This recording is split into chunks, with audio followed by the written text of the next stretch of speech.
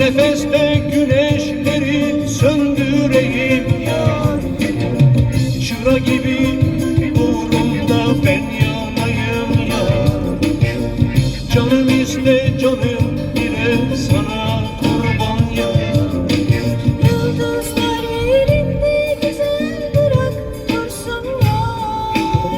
Saçlarımı ellerinle okşa yeter yar. Gönlüm senden bir şey ister, nasıl desem yar. Allah beni, kolla beni, al koynuna yar.